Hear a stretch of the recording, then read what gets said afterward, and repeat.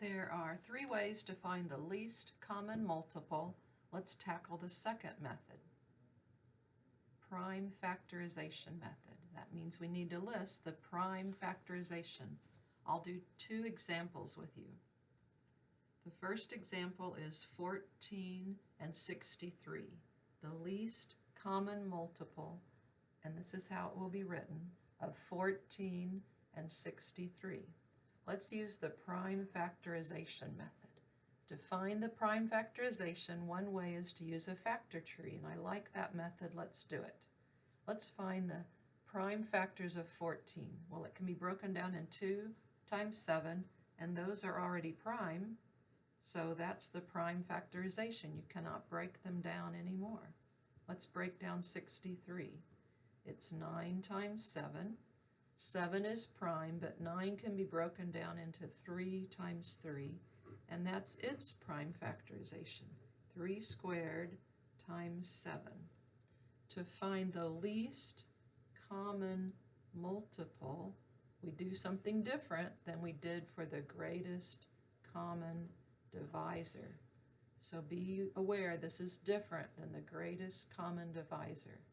For the least common multiple, I need to find everything that, not everything, I need to find some that they each have. I need to find the things that they each have. Does some of them have a 2? Then that's part of the answer. Does one of them have a 7? Then that's part of the answer.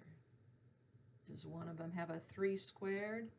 That's part of the answer. That's how you find least common multiple.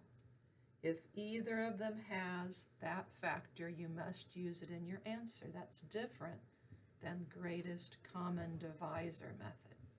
We're using this new method for the least common multiple. Find a factor that either one of them has. A 2, a 7, but you don't repeat it just because both of them have it. And some of them, one of them has a 3 squared. So we're going to multiply 2 times 7 times 9, and that's 126. That's the least common multiple between 14 and 63. Here it is a little neater. You're asking yourself, what does either of them have? Either of them has a 2. One or both of them has a 7. One or both of them has a 3 squared, and that equals your answer to the least common multiple. Let's do a second example.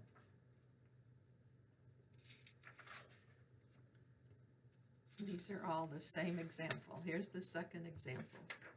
Let's find the least common multiple between 21 and 32 using the prime factorization method. Prime factorization can be done with a factor tree.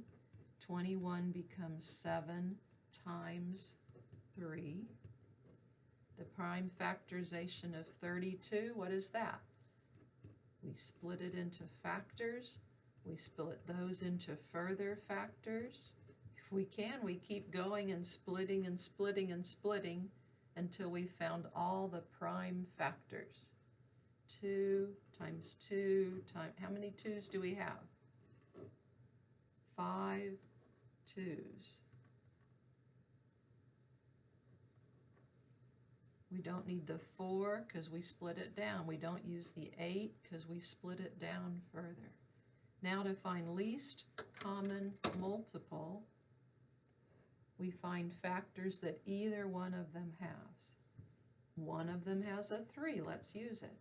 One of them has a 7, we'll use it. One of them has a 2 to the 5th, we're going to use it. And that answer is 672. That's the least common multiple between 21 and 72. Much nicer than writing out all the multiples like we did for set intersection method.